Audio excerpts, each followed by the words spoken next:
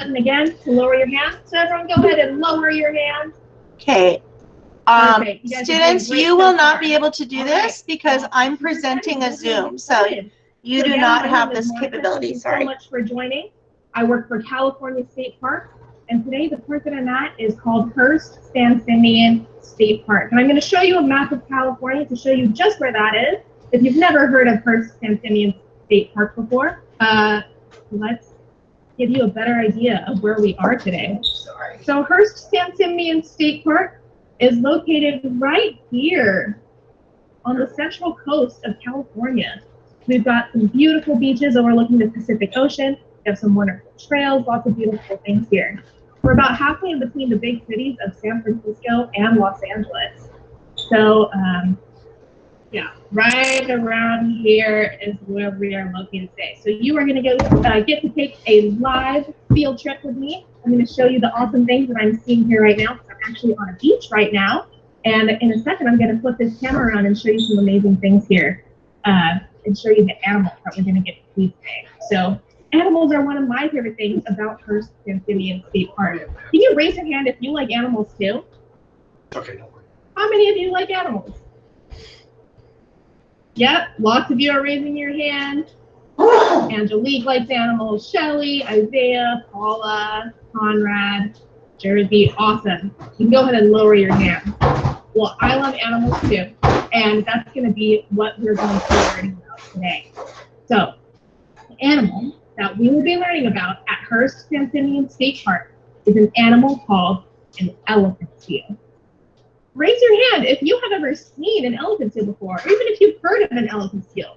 You've seen a picture of one. Lots of you. That's great. Erica has, Jeremy, Delaney, Melina, Carol. That's great. All right, you can go ahead and lower your hands. Well, I'm super excited to be able to show you some elephant seals today, maybe for the first time. If it's not your first time seeing an elephant seal, maybe you'll learn something new today. So, again, thank you so much for joining, and I hope you enjoy the stuff that we get to see. All right, so I want to invite you all to join me in imagining what we think an elephant seal might look like. So if you have seen an elephant seal before, go ahead and think about what it looks like. Think about what their bodies might look like, what they might be doing, where they might be. If you've never seen an elephant seal before, think about its name, elephant seal. What would an animal look like with a name called elephant seal?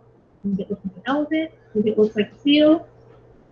Well, go ahead and imagine that in your head, and I actually want to invite you all to close your eyes with me while we do this. So let's all close our eyes together, and we're going to take a deep breath in through our nose and out through our mouth. So deep breath in, deep breath out. Okay, now keep your eyes closed. Keep imagining that elephant seal in your head. Imagine what it might be doing. Keep those eyes closed, and I'll let you know when you can open them. All right, go ahead and open your eyes. These are elephant seals. Check it out. We have lots and lots of them all over the beach here. All those little lumps and bodies you see on the beach, those are all elephant seals. And this is the animal that we will be learning about today. So elephant seals are a type of marine mammal. Raise your hand if you know what a marine mammal is. Yeah, I bet a lot of you know what a marine mammal is. Awesome.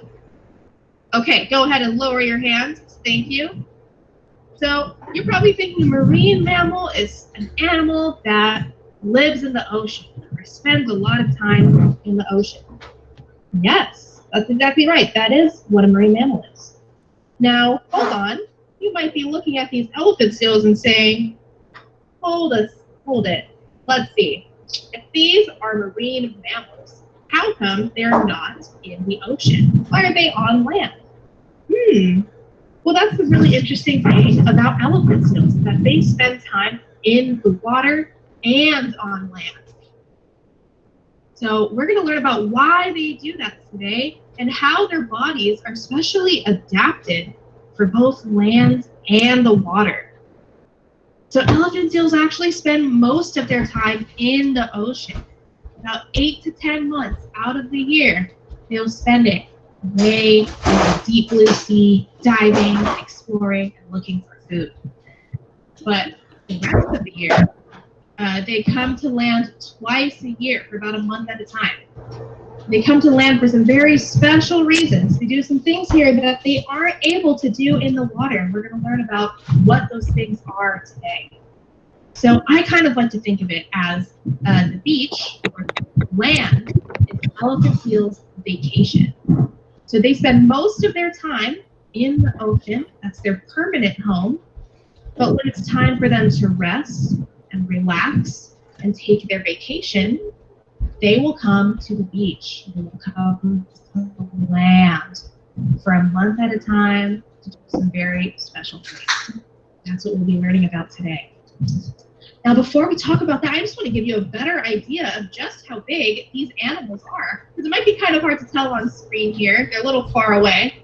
And it might be hard to see just how big they are. So I want to do a little exercise. So let's see. Go ahead and picture how tall you are. Think about how tall you are in feet. So for me, I'm about 5 feet and 2 inches tall. So I'm going to keep that height in my mind. And raise your hand once you have thought of your height in your head.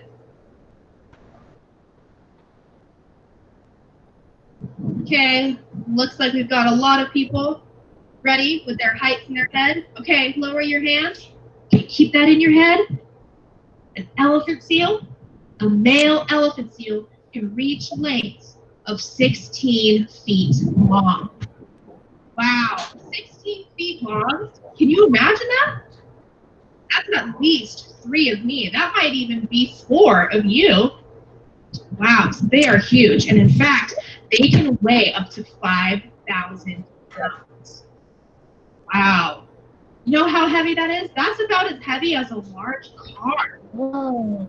So these male elephant seals are massive. And the female elephant seal, she's not as big as the male. She's still way bigger than you and me. She's about 10 to 12 feet long. 10 to 12 feet long for a female. That's at least 2 of me. There might be 2 or 3 of you. She weighs just under 2,000 pounds. Just under a ton. So very, very large. And a lot of the seals that you see here on the screen haven't even reached those lengths yet. Most of these seals are females, but they haven't reached those lengths quite yet. And if we do have males here on the beach, a lot of them haven't reached those 16 feet length. So a lot of these are smaller, younger seals. All right. So today we're going to be talking about the elephant seal's adaptations, their life cycle, so what they do in the ocean and on land. And we're going to talk about how humans can have an effect on them. So let's start off with talking about some of their adaptations. Can you raise your hand if you know what an adaptation is? What is an adaptation? Great. Lots of you have your hands raised. That's wonderful. Okay, you can go ahead and lower your hands. So if you knew what an adaptation is, maybe you were thinking it's a way that animals survive in their habitat, or it's a change that happens. Yeah, so those are some good answers. So an adaptation is part of an animal, whether it's part of their body or something that the animal does that helps it survive in its environment or its habitat, right? And this could be a change that happens over time. They're getting used to their environment, so their body is getting better ways to help survive. So it could be a physical adaptation, right, part of their body, or a behavioral adaptation, something that they do. And the elephant seal has both, and today we're going to talk about both of those types of adaptations. So I'm going to start off talking about some physical adaptations, physical adaptations that we would especially see in a male elephant seal. So I want you to take a look at this photo that's about to pop up on your screen. This is a male elephant seal. Wow. I don't know about you, but the first thing that I notice when I see a male elephant seal is its giant nose. Raise your hand if that was the first thing that you noticed too.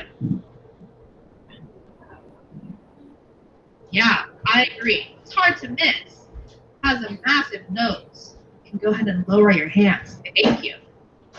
Yes, the elephant seal has that giant nose. And I bet you can figure out why. It's called an elephant seal, right? It has a huge nose that reminds people of an elephant's trunk.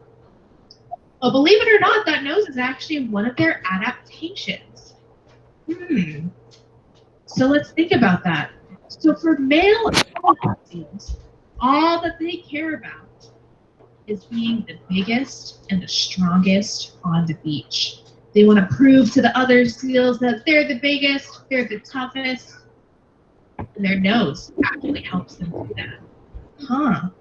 So maybe if you were with your friends and you were trying to show each other how big and strong you are, you might flex your muscles, right? Flex your muscles, show them how strong you are. Well, these elephant seals would flex their noses. That's right, they flex their noses. When they flex them, they puff it on real big, and their nose can be about 2 feet long. Wow. So whoever has the biggest nose is usually one of the stronger, bigger, older seals on the beach. I'm going to show you another photo of some male elephant seals who are also doing some things to show how big and strong they are. So, go ahead and take a look at this photo. There are 2 male elephant seals. They're doing some things to show how big and strong they are. And I want you to put on your scientist hat and make some observations about this photo. What are they doing? What do their bodies look like? Do you notice any colors or textures on their body? If you're sitting next to someone, go ahead and share with them what you noticed about this photo, some observations. You guys can unmute your mic and say once you've it. shared or once you've thought of something, go ahead. It looks like they're fighting.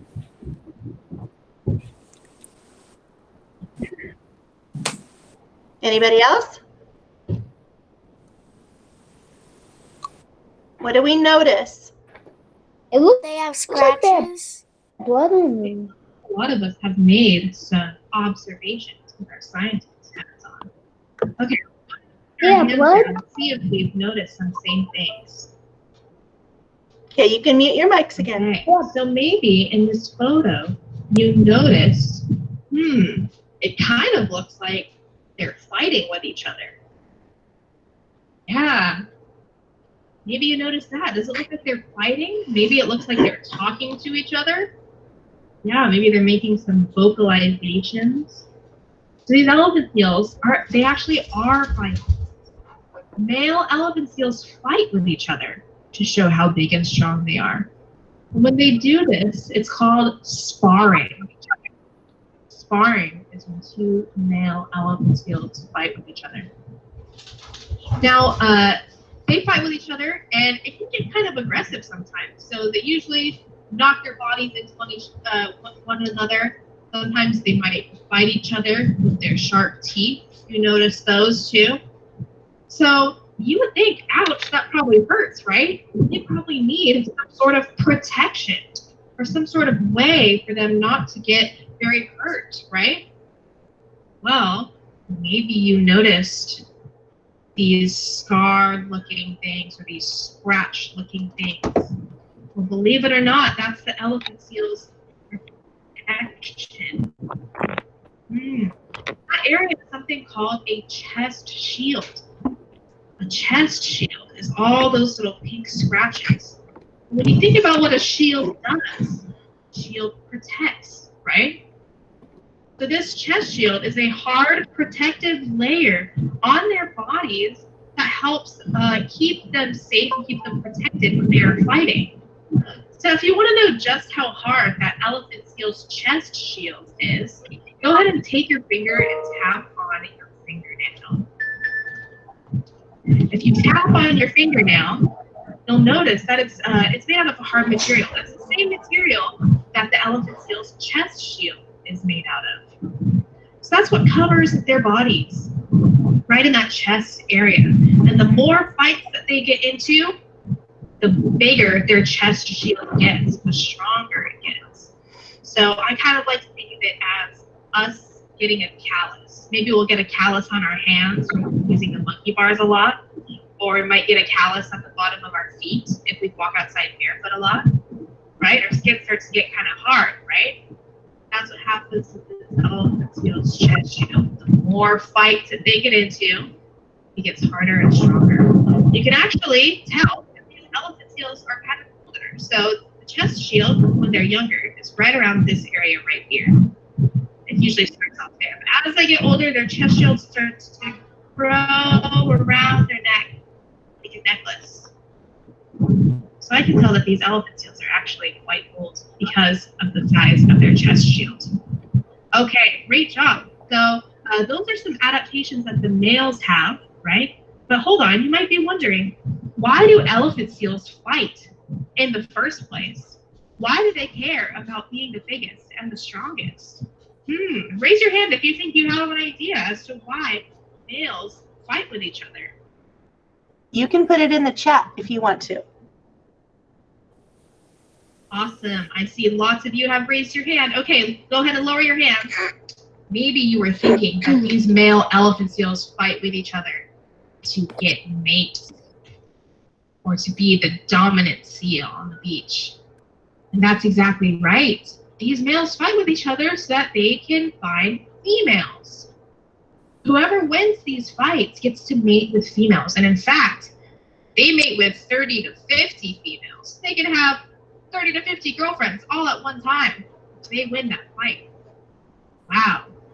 They win that fight, they get to mate with those females, and they're kind of the leader or the dominant seal on their area of the beach. And if you lose the fight, then you don't get to mate with the females and you don't really mess with the big seals. All right, so those are some adaptations that the males have. But what about some adaptations that both males and females have? So let's talk about that. Well, males and females have something called blubber. Raise your hand if you know what blubber is, or even if you can think of another animal that has blubber. Great. A lot of you have your hands raised. That's great. All right, go ahead and lower your hands. You're probably thinking blubber is fat, right? Yeah, blubber is fat. And I bet you could think of some other animals that might have blubber. A lot of them are probably marine mammals, like whales or dolphins. Yeah, most marine mammals have blubber. And it helps keep them warm while they're in the ocean. It's especially important for elephant seals to have blubber because they are extremely deep divers. So the deeper that you go into the ocean, the colder that it gets. So these elephant seals really need that blubber because they're some of the deepest divers. So they're traveling in some of the coldest waters of the ocean. So that blubber will help keep them warm and insulate them and prevent their bodies from losing heat. So that blubber comes in handy while they're in the ocean exploring the deep blue sea. But that blubber also serves a different purpose for them while they are on land. Now let's think about that for a second. What might their blubber do for them while they are on land? I'm going to give you a couple of hints and let you brainstorm. So a little bit about how they get their blubber. You can type your guess into the chat. And lots of food. When they're in the ocean, that's one of the main things that they're doing. They're hunting for food. The more food they eat, the more blubber they will build up in their bodies. So they're building up their blubber while they're in the ocean. And when it's time for them to take their beach vacation, they're arriving with all their blubber in their bodies. Then they stay on the beach and they don't eat at all for almost a month. They don't eat at all for a month while they're on the beach. Can you imagine not eating for a month? We probably wouldn't be able to do that. I don't think we could. But these elephant seals can. So what might their blubber have to do with it? Belinda, can you please mute your mic? Go ahead and talk to someone next to you about what you think their blubber might do for them while they're on land. That might relate to the fact that they don't eat at all while they're here.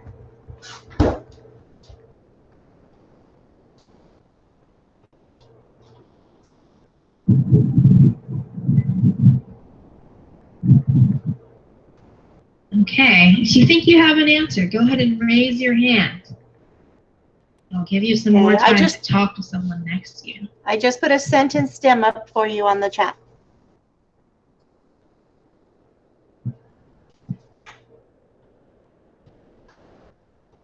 Looks like Tabitha has an answer. Okay. Dylan does. Victoria. Agnes. Victoria, just type Olivia, your guess into the chat. Sohan. All right, let's go ahead and lower your hands. And let's see if we were thinking of similar things. So we were discussing what might their blubber be used for while they're on land that might relate to the fact that they don't eat at all. Maybe you were thinking their blubber is a way for them to store energy.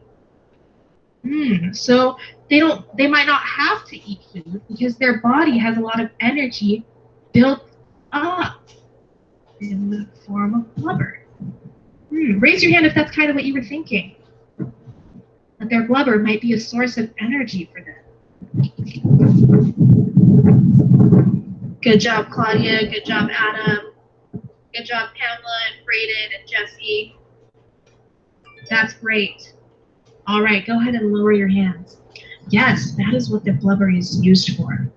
So they spend all this time building up their blubber in the ocean so that they are going to have enough energy when they arrive to the beach. Because their body is going to process a lot of that blubber. Their body's going to use a lot of that blubber while they're here on the beach. Now let me tell you what I mean by that. So I'm going to show you a picture of an elephant seal, a male elephant seal, and what he might look like when he arrives to the beach. So this is right after he's built up all his blubber by eating lots of food. He arrives to the beach, he might look something like this. Caden, please do not use the chat. He's got lots and lots of blubber built up. Okay, now, after spending his month on the beach for his beach vacation, Belinda, no. His body processing a lot of blubber. Abigail, Giselle, this no. might be what he looks like. Wow. Do you notice the difference? Let me go back to that first picture. So, first picture, arriving to the beach, lots of blubber built up. Okay. Second picture, about to leave the beach after he's used a lot of his blubber, a lot of his energy. Wow. And in fact, he's lost about half of his body weight. Because for males, usually their blubber accounts for half of their body weight. So they have over 2 tons, or over 1 ton of blubber. Over 2,000 pounds of blubber. And they go through half of it while they're here on the beach. Wow. So they really use everything, almost everything that they've saved up for the time that they're on the beach here. So let's kind of compare that to something that we might be able to relate to. So go ahead and raise your hand if you save money. Does anyone save money at home? Maybe you use the piggy bank, or you keep your money in your wallet or a box somewhere. How many of you save up your money? Awesome, lots of you do. Okay, go ahead and lower your hands. We're going to talk about this in terms of money. So say you've been working really hard to save up some money because you're about to take a trip with your friends or your family, and you want to have some spending money while you're there.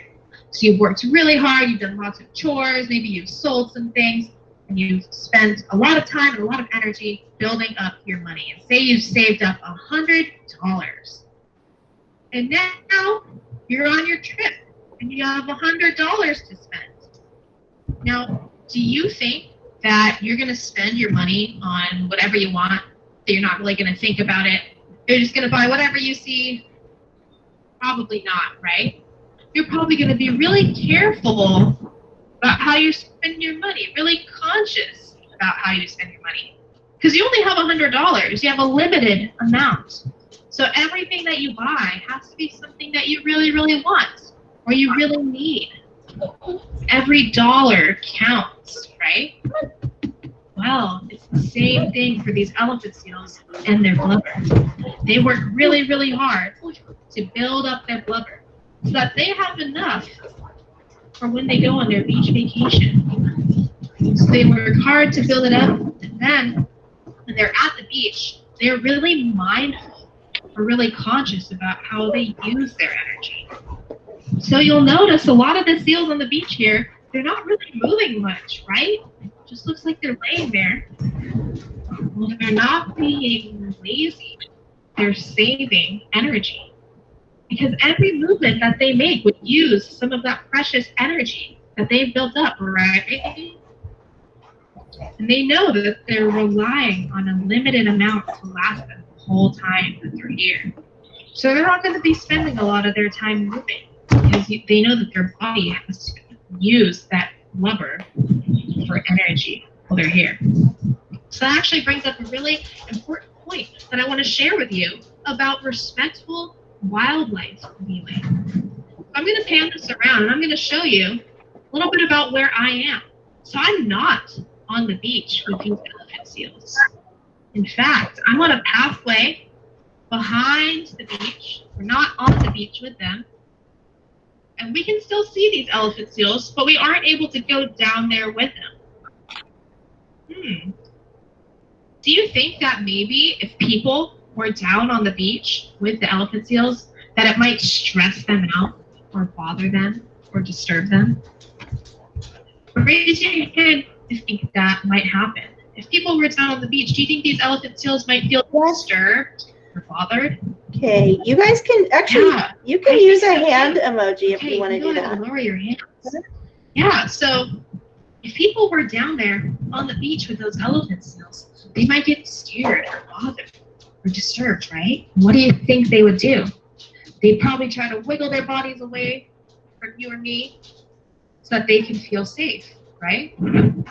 Well, if they were wiggling their bodies away, that would be using energy, right? And they might not have enough energy to spend on wiggling their bodies away from us, right? So we would be causing them to use energy that they might not really have. So that's a really important thing to keep in mind when you're viewing any type of animal, whether it's something as big as an elephant seal or as small as a rabbit, something on the beach, in the forest, or in your very own neighborhood. All these animals are relying on a limited amount of energy, and they have to spend it very wisely. And if we do anything, if we cause them to be disturbed or scared, it might make them use energy they might not have. So that's just something to keep in mind when you're looking at animals. We want to make sure we're giving them a respectful distance and respecting their natural boundaries. All right. So we talked about how they build up their blubber by eating lots of food, right? So what kinds of foods do you think they're eating? Go ahead and talk to someone next to you. Now, before you do that, I bet you're thinking fish, which is right. They are eating a lot of fish. Brainstorm other things. What else do you think they're eating? Okay. Go ahead and talk to someone next to you. Write it in the chat. What do you think? What else do you think they eat? You can write it in the chat.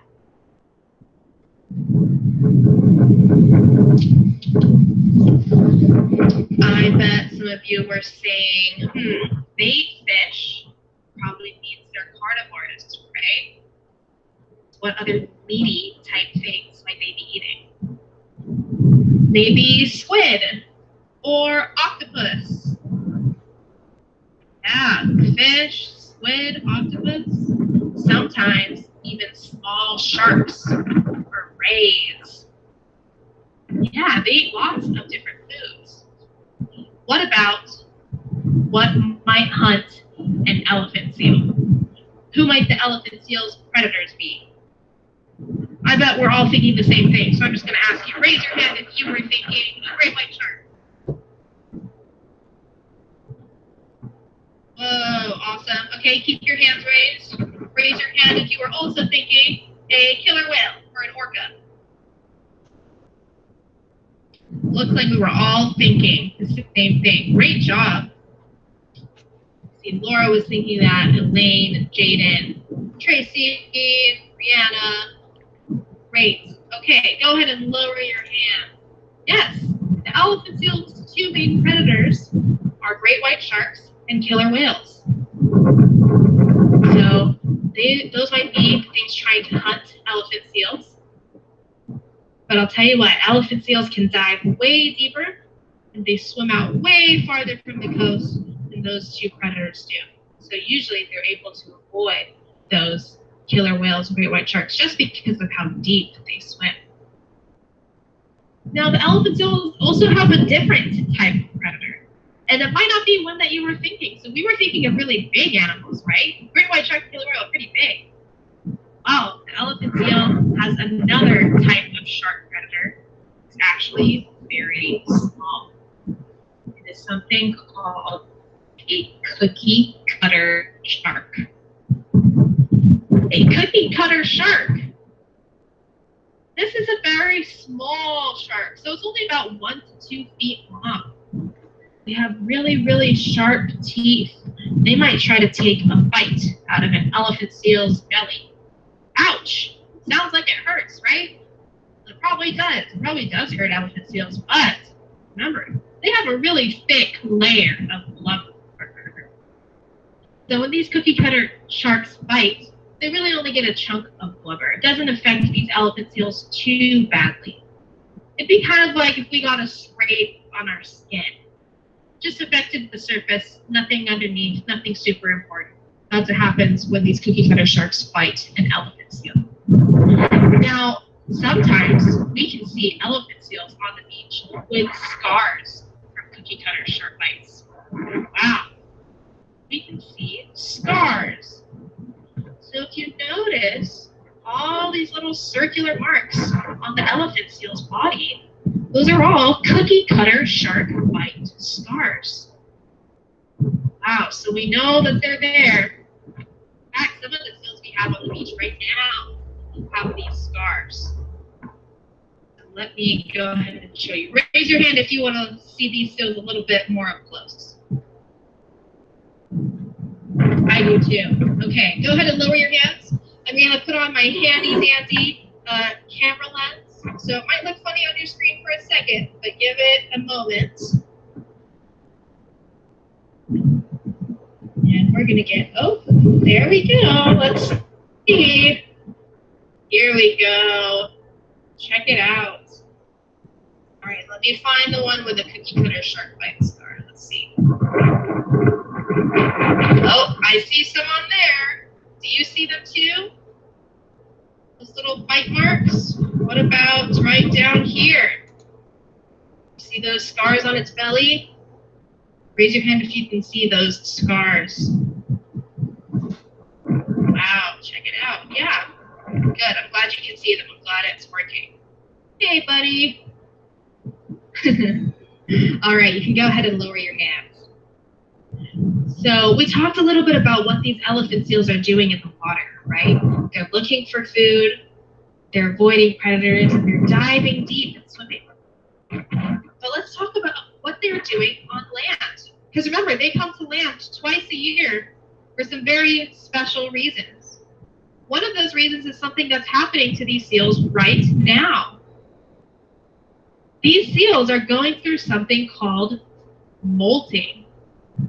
Raise your hand if you've heard of the word molting before, or maybe you know another animal that molts. Great, I see some hands raised. Okay, go ahead and lower your hands. You haven't heard of the word molting before. Molting just means to shed. That's right, these elephant seals shed a layer of their fur, a layer of their skin. Huh? They have fur. Oh, it's on the move. Yes, these elephant seals shed a layer of their fur. I'm going to show you up close what that looks like, because it happens to them every single year, they molt or shed all of their fur off, a whole layer. This might be what it looks like while they're, this is a little bit better view. So if you think about if you have a cat or a dog at home, they shed too, right? But it doesn't all fall off at once. Maybe you'll see a couple hairs here and there on your couch or your bed or on the floor. Well, these elephant seals, that's what makes their molts so special. All of their fur falls off at once in a very short period of time. So you can see in this picture here that peeling brownish fur, that's the old fur falling off. And underneath will be some gray fur. What's that pink on it though? Bonus points if you noticed the cookie cutter shark bite scars.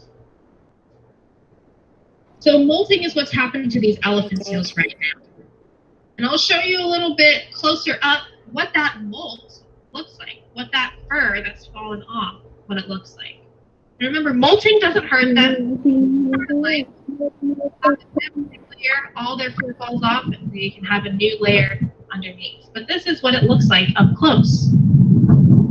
You can see they have lots of hair. Their hairs are pretty short. Not soft. It's not if you That is so cool. kind of feels like Velcro. This is that elephant seal fur that falls off for the molts of the elephant seal. It just gets left on the beach. So a lot of these elephant seals on the beach now are molting.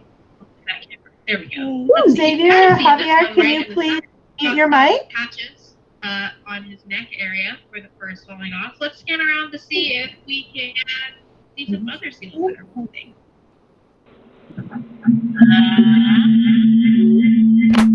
Let's see. They're all molting at different rates, so some might look a little more intense than others. See what we can find.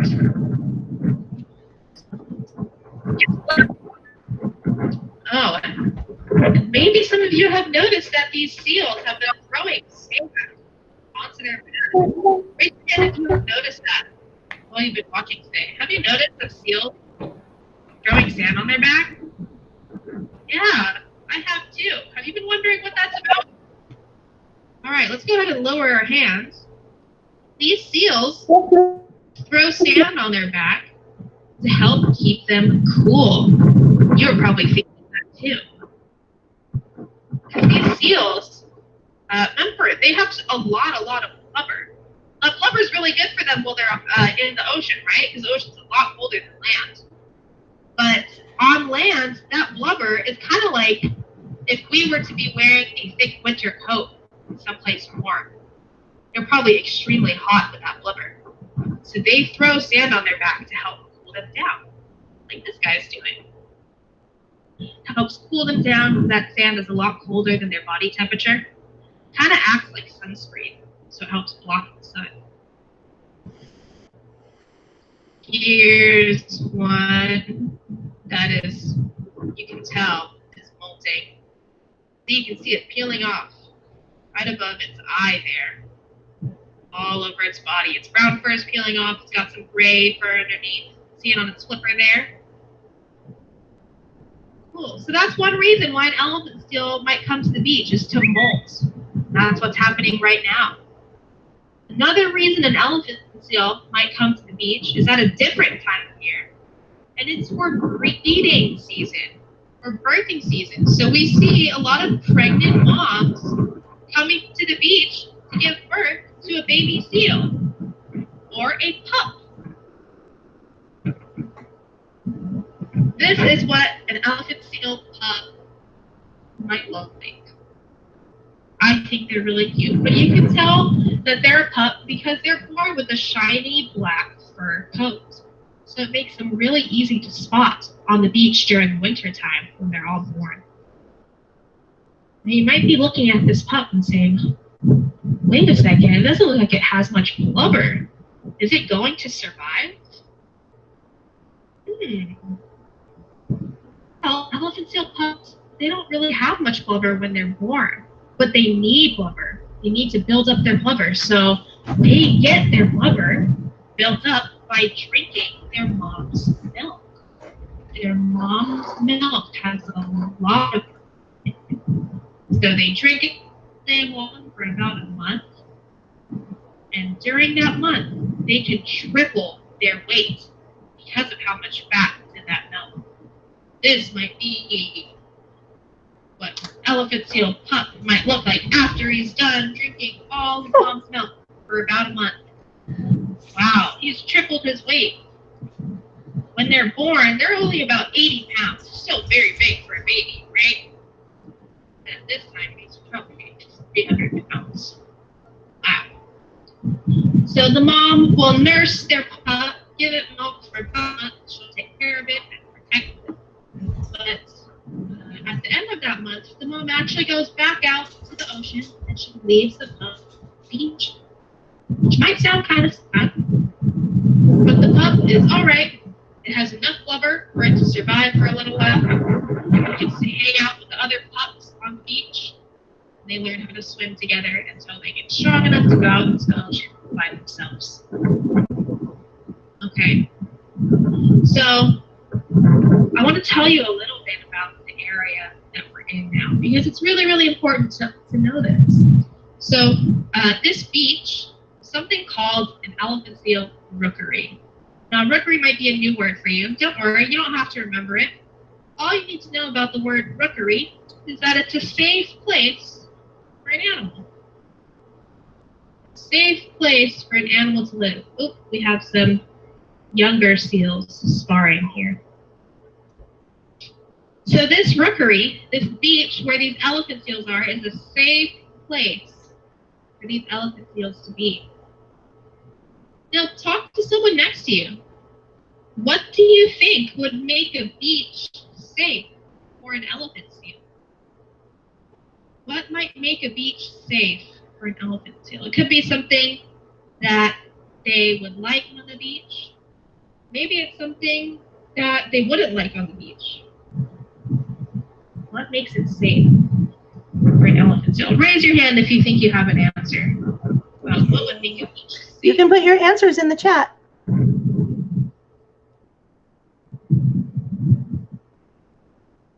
Tanya, go ahead and put it in the chat.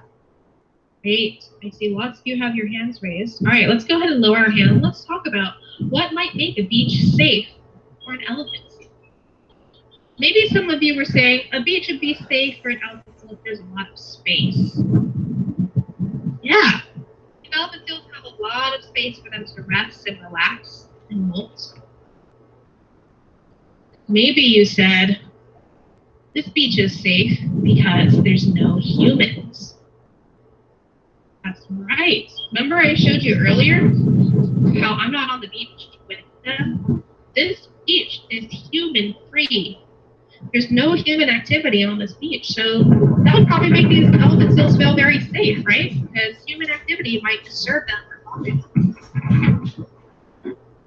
Maybe something else you said was a beach would be safe for an elephant seal if there's no trash or no pollution.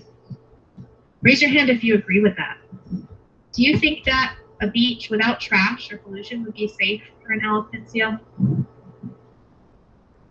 Great. Many of you have your hands raised. Nicole does, Luke, Cameron, Claire, and Rita. Great. Go ahead and lower your hands. I think so too. No animal would want to see trash or pollution in their habitat, right? I'm sure not even us as humans would want to see a lot of trash or pollution where we live. And trash and pollution can only get in an animal's habitat because sometimes people might not be very careful about where they put their trash. So I want to challenge you today to think of how you can be very responsible with your trash and maybe even try to reduce the amount of trash that you use or that you produce. So if our trash doesn't end up in a trash can or a recycle bin, it might end up outside somewhere and it could get swept away by the wind or washed away by the rain, right? And it could end up outside somewhere, and it could disrupt an animal's habitat. So we should make sure that all our trash goes where it belongs, so that it's preventing so you're preventing it from ending up in an animal's habitat somewhere. So every piece of trash that you throw away makes a difference, because it's a piece of trash that doesn't end up in a habitat somewhere.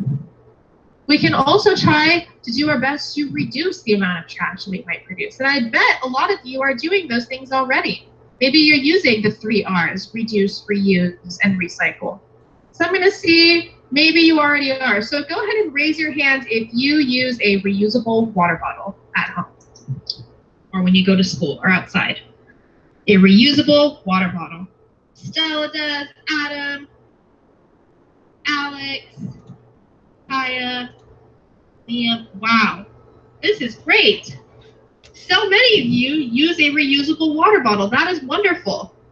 Okay, go ahead and lower your hands. Yeah, using a reusable water bottle is great because you're using something over and over again, right? You're not wasting it.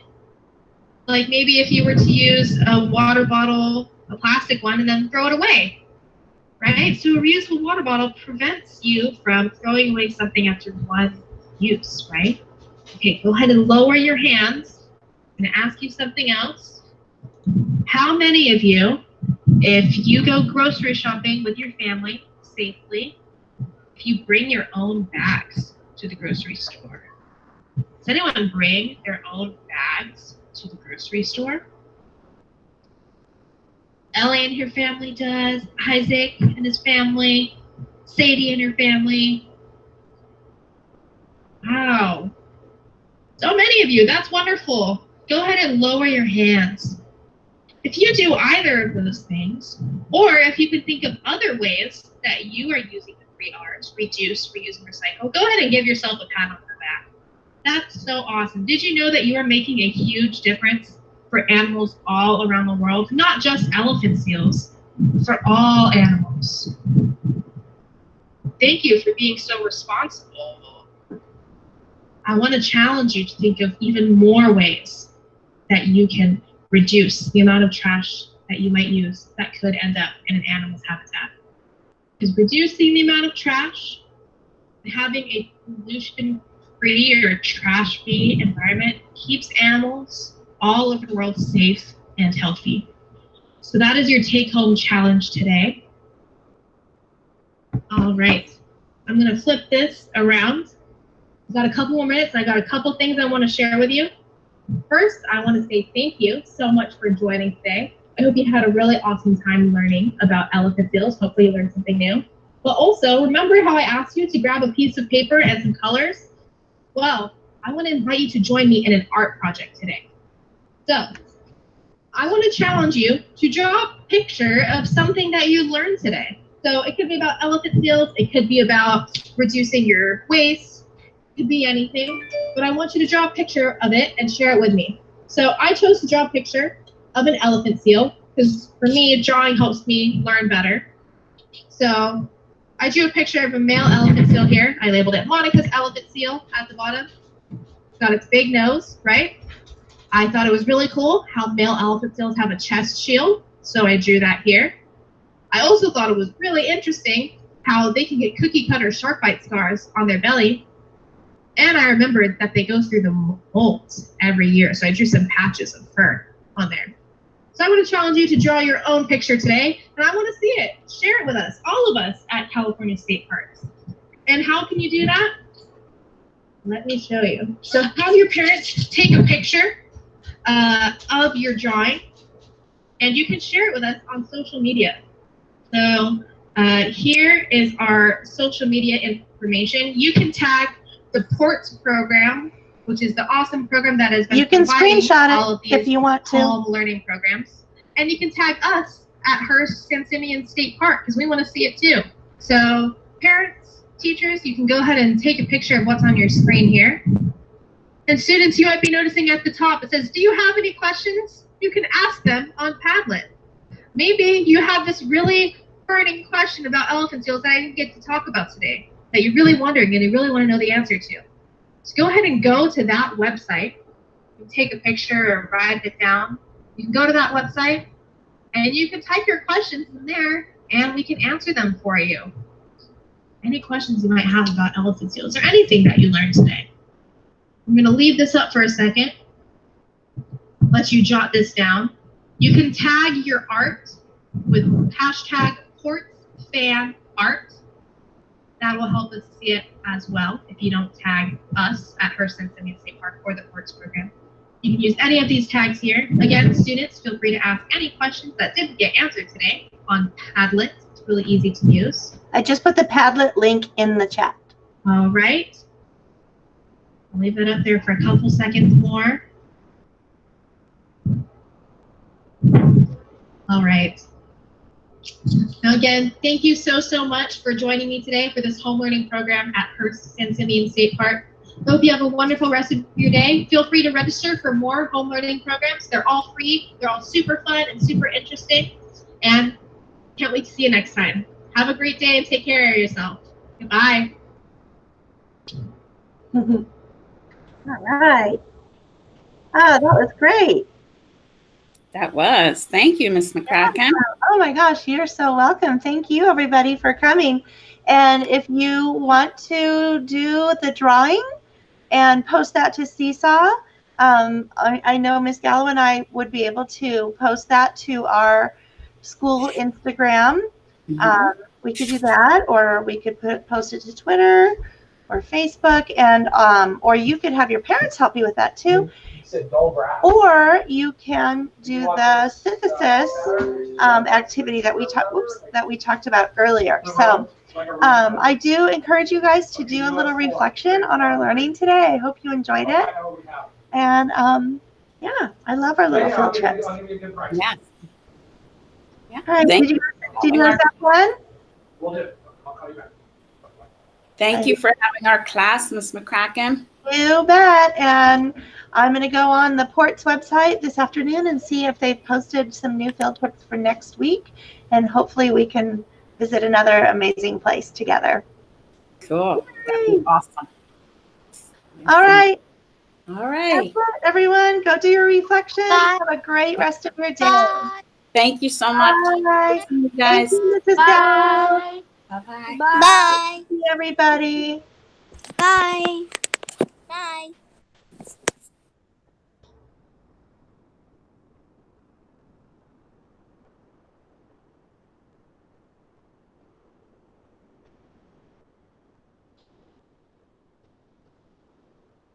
Hi, Myra. How are you? Okay, I'm just walking today. Thank you.